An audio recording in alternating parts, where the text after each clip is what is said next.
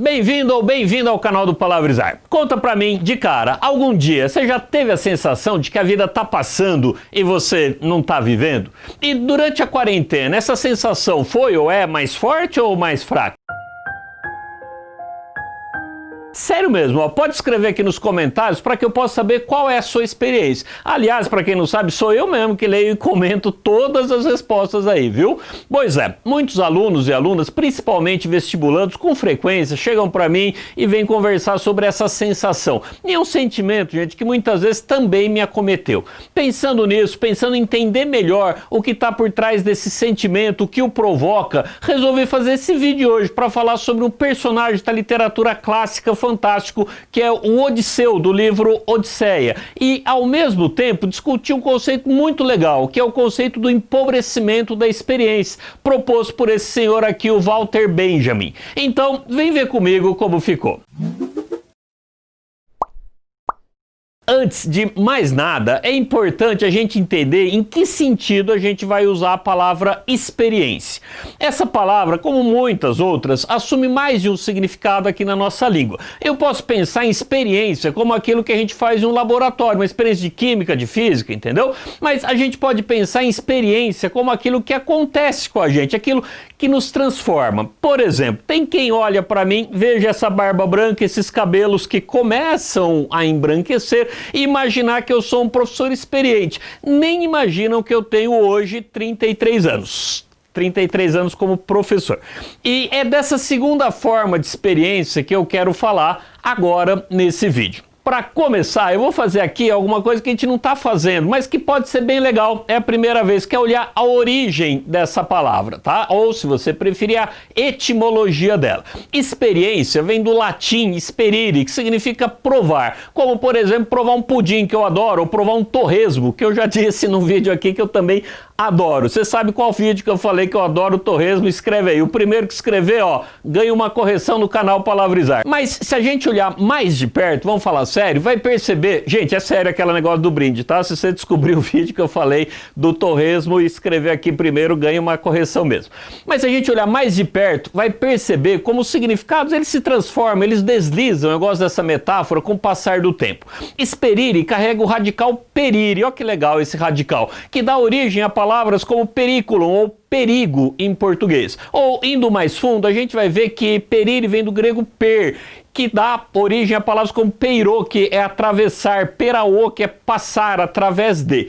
Em português, a gente tem a palavra pirata, que mantém essa ideia de atravessar. Então, se a gente pegar a origem da palavra, a gente percebe que experiência carrega dentro dela esses sentidos, o sentido de atravessar, de passar, mas também a ideia de perigo. Então, experiência tem a ver com esse caminho perigoso que a gente atravessa durante a vida.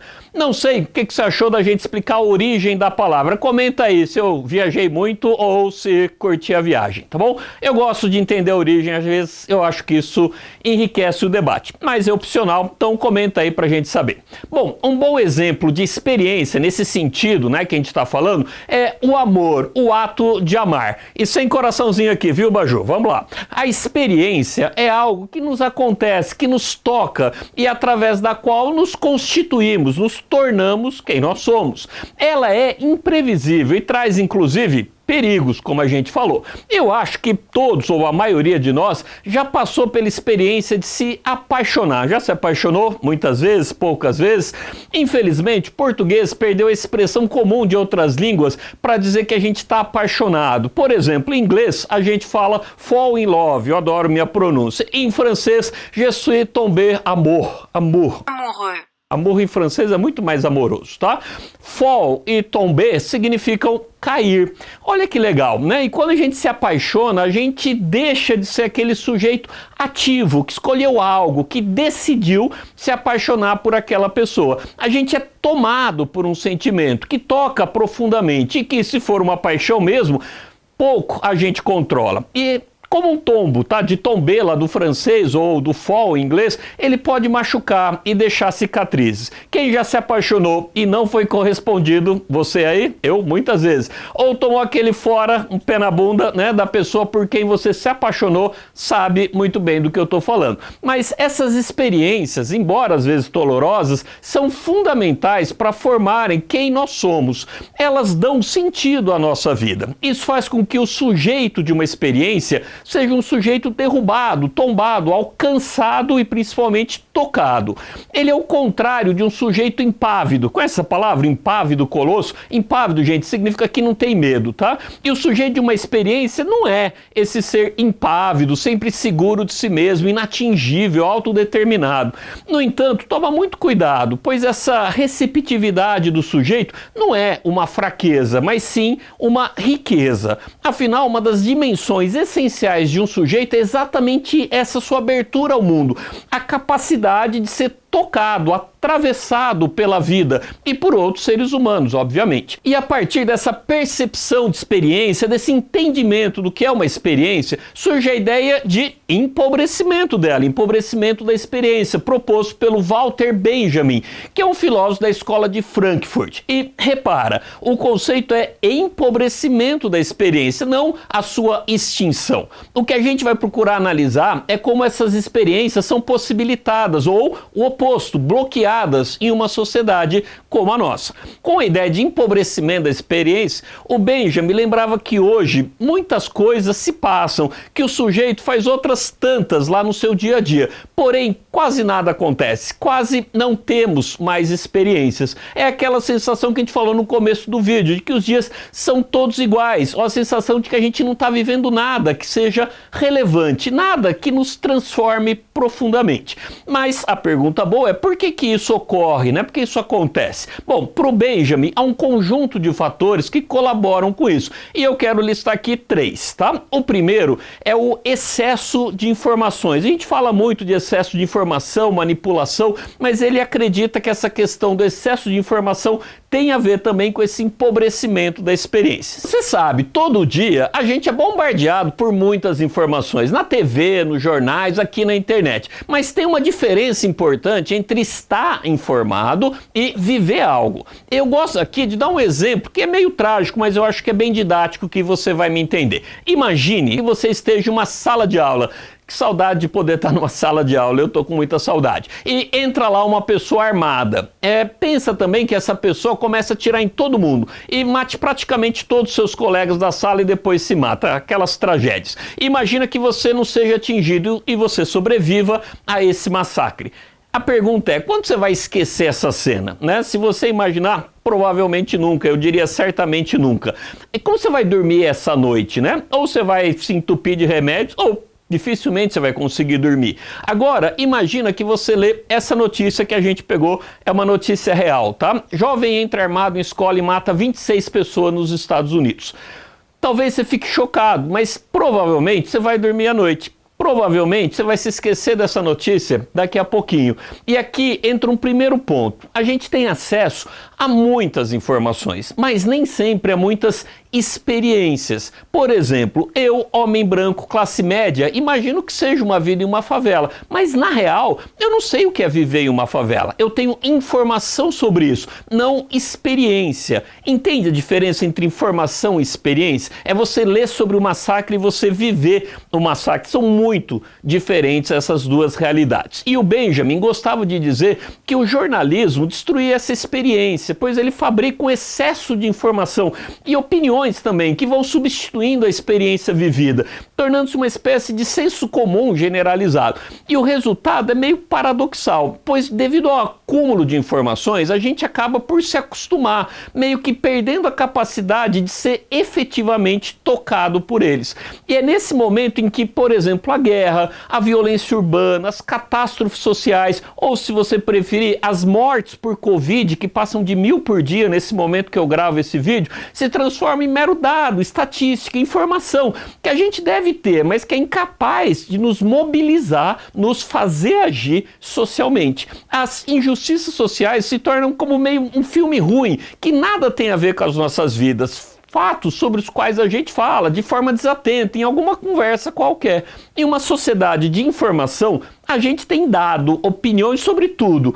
Porém, a gente é pobre de experiência, de contato real com esse mundão e com esse outro. A gente passa a saber muito, ter muitos dados, mas pouco ou quase nada nos toca de verdade, quase nada nos transforma. Faz sentido isso tudo que eu expliquei, o que o Walter Benjamin formulou? O que você acha? Comenta aqui embaixo, ó.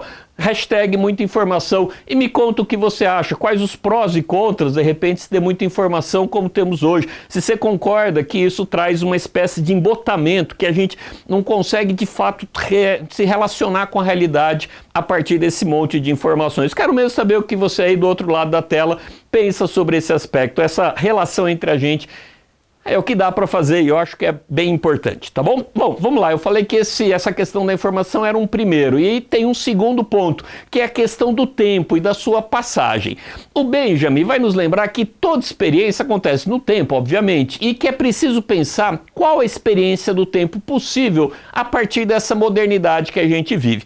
Nela, tudo que acontece rápido demais, depressa demais. Já sentiu isso? Rápido demais, depressa demais?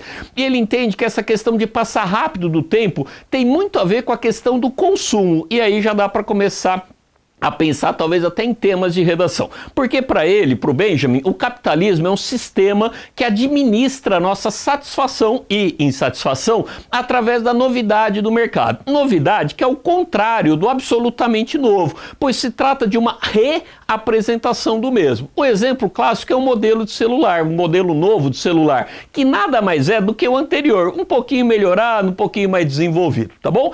E o sujeito moderno, se você preferir a gente, eu, você, a gente se torna um consumidor voraz incessante dessa última novidade disponível, de supostas experiências que rapidamente vão ser descartadas para colocar outras no lugar. E tudo é muito rápido, fugaz é passageiro, instantâneo, o que acaba por impedir a memória e principalmente uma narração significativa daqueles fatos que nos perpassaram, que nos atravessaram. Os acontecimentos, eles se sucedem um depois do outro, imediatamente, mas não deixam vestígios. A experiência é soterrada, eu gosto dessa palavra, por aquilo que o Benjamin chamou de vivência. A vivência, para ele, seria marcada pela fugacidade, por não ser constituinte do nosso ser, pela lógica do uso, descarte da mercadoria. E acredito eu, hoje em dia, que cada vez mais as empresas querem vender suas mercadorias como se fossem experiências. Tanto que existe uma área nas empresas, às vezes, de experiência do usuário, ou user experience. Minha pronúncia é ótima, tá na área de tecnologia e é esse o nome mesmo. E eu, particularmente, isso é real, aconteceu comigo, até hoje eu lembro,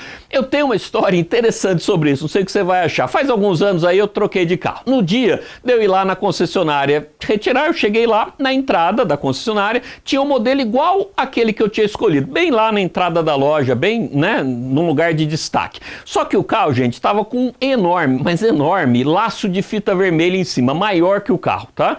Imagina isso, um carro que era branco com laço vermelho gigante em cima. Bom, eu entrei, fui recebido pelo vendedor lá, assinei os últimos papéis e ele me levou até meu carro novo, que, acredita, era exatamente aquele que estava na porta da loja com lação em cima, tá? Mais ainda, ele falou para eu ir lá, puxar o lacinho, sabe? Tirar o laço, que ele ia tirar uma foto para colocar em alguma rede social.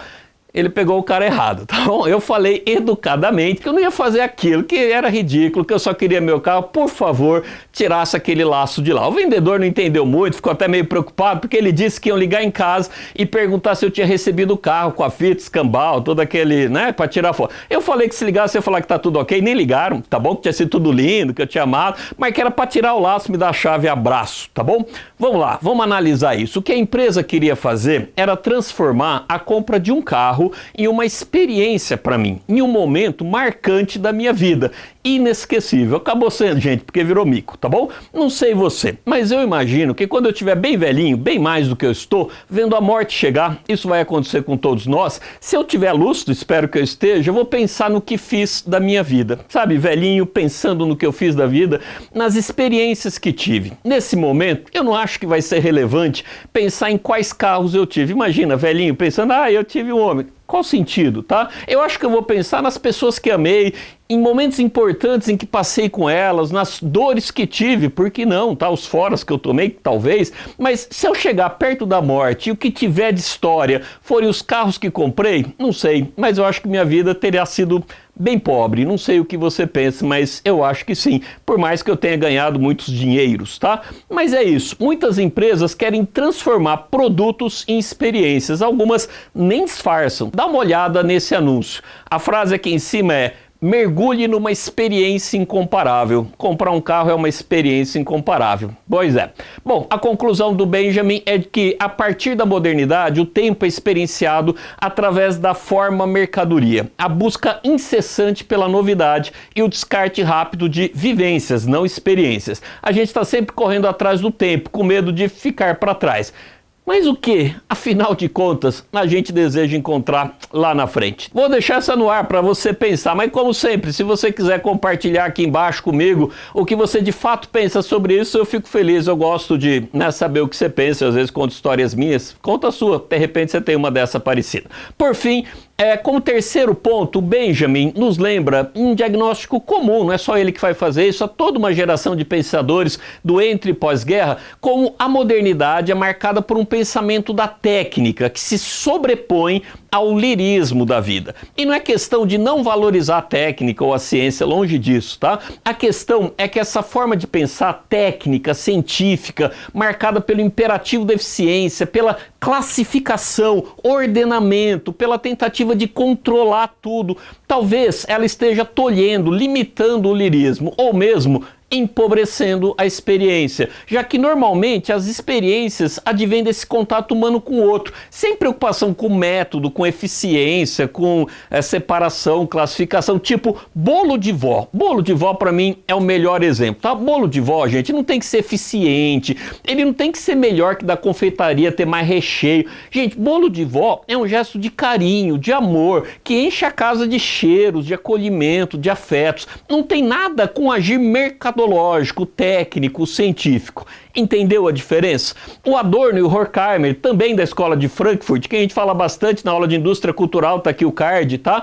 Criaram esse conceito, o conceito de razão instrumental, que é a razão tornada cálculo, mera capacidade de adaptar meios a fins, sem nunca colocar a questão da validade de tais fins, dignados apenas por sua utilidade.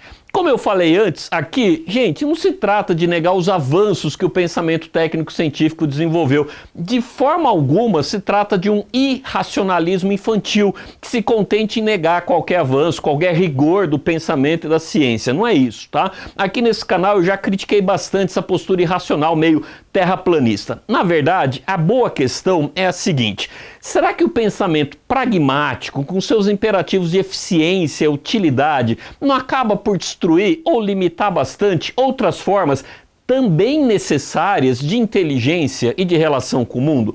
Quais as consequências para a subjetividade humana disso que poderíamos chamar de condição contemporânea do homem?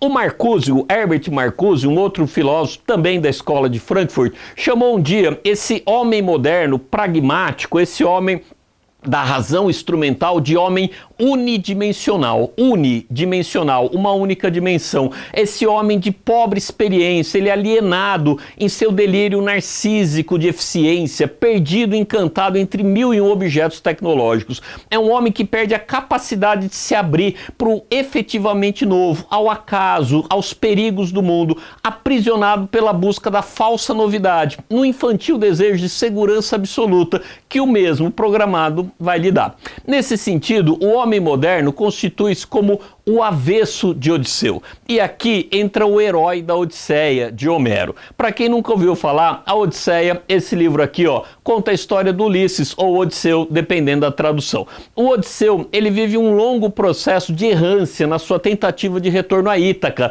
sua terra natal. Tal retorno é marcado por uma série de desventuras, de acasos, de perigos, aos quais Odisseu respondia, improvisava, contava com a sorte, com seus companheiros e com sua astúcia para escapar. Não contava com a minha astúcia, não podia perder essa, tá?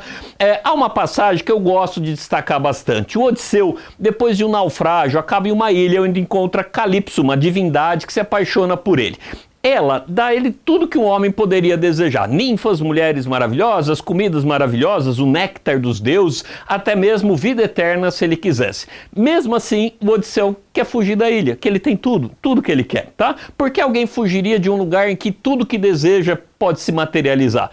Provavelmente por isso, por não ter mais experiências, por não ter mais aventuras, incertezas, tá? E é por isso que a Odisseia continua esse clássico imortal, tá? Porque indiscutivelmente ela pode ser tomada como uma grande metáfora da vida. Já o Odisseu como esse homem da experiência. E se você tem dificuldade em usar isso na redação, a gente fez vários vídeos, toda uma playlist de como começar uma redação com literatura. Dá uma olhada, uma redação que começa com Odisseu, com a Odisseia, pode ser show de bola, tá? Desde que você entenda o que ele significa, beleza? Talvez esse vídeo aqui, nessa discussão toda de empobrecimento da experiência, ele possa ser um pouco meio melancólico, meio triste, diferente do que a gente fez lá das redações anuladas, que a gente riu bastante, tá aqui o card.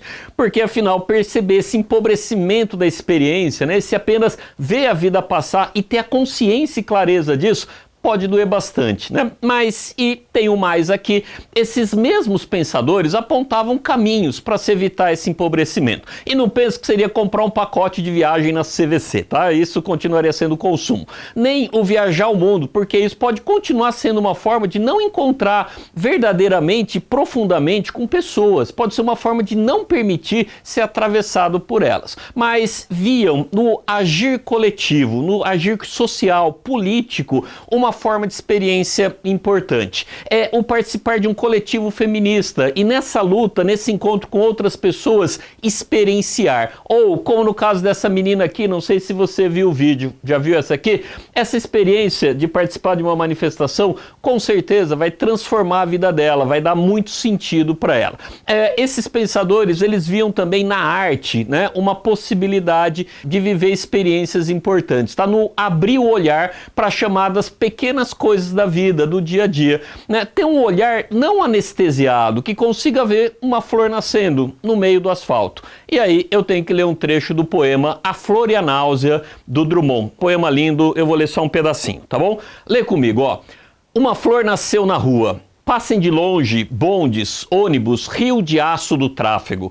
Uma flor ainda desbotada ilude a polícia, rompe o asfalto.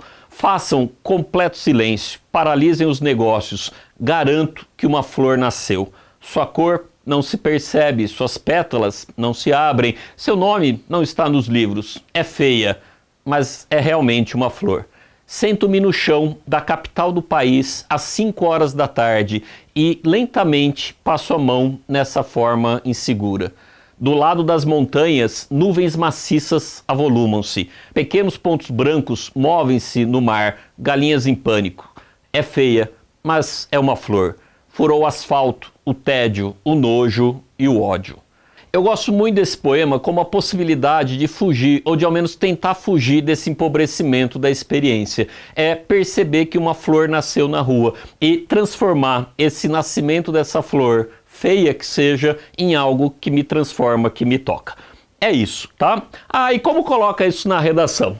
Amigo, amiga, a vida não se resume a vestibulares. Sai desse vídeo, vai ler poesia, ou ligue, não manda mensagem, liga para alguém querido, faz um bolo com carinho, aprenda a fazer um bolo se você não sabe, mas não para você, para alguém, tá? Participa de algum movimento social, mas de um movimento que pregue a valorização do outro, do encontro com o outro, não a sua eliminação, de algum movimento que pregue o diálogo, não a exclusão. Ou crie uma utopia, enfim, experiencie a vida.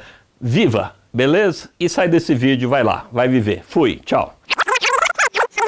E como colocar isso em uma redação? Bom, antes de mais nada, acredito que os conceitos da aula de hoje têm mais a ver com temas da FUVEST, mais abstrato. Existem inúmeras possibilidades, mas acredito que essa discussão possa se relacionar com temas como esses, e aí eu vou fazendo uma listinha, tá bom? Dá para você falar sobre consumismo, já que, como a gente falou no vídeo, muitas vezes tem essa tentativa de transformar o consumo numa experiência. Dá para falar de política, já que o esvaziamento da esfera política, das discussões políticas, está intimamente ligado ao empobrecimento da experiência. Dá para usar os dois conceitos que a gente colocou aqui na aula também, de homem unidimensional e de razão instrumental, para falar, por exemplo, de relações afetivas, amorosas. Dá para, obviamente, pensar de que forma o isolamento social relacionado à pandemia contribui ou vai no sentido contrário do empobrecimento da experiência. Eu gosto disso. O que esse isolamento está fazendo? Tá me trazendo experiências que estão me transformando profundamente, ou ele está me deixando cada vez mais isolado do mundo e empobrecendo a minha vivência? Vai depender muito de como você atravessa a quarentena, mas é uma reflexão interessante. E, por fim, eu deixo para você essa imagem aqui como tema, tá? Dá uma olhada nessa imagem, tem várias outras reproduções dela, é bem legal. Claro, eu só estou sugerindo os temas, tá? Daria para discutir um deles. Qual você prefere? Coloca aí nos comentários. E, claro, você pode desenvolver um deles, ou se preferir, desenvolver todos eles, tá? E mandar pra gente corrigir lá na nossa plataforma. O link, como sempre, tá aqui embaixo. Espero ter ajudado. Se ajudei, dá um curtir aqui, se inscreve no canal. Isso faz muita diferença pra gente continuar nosso trabalho, tá bom? Grande abraço, até o próximo. Valeu! Que educadamente não foi.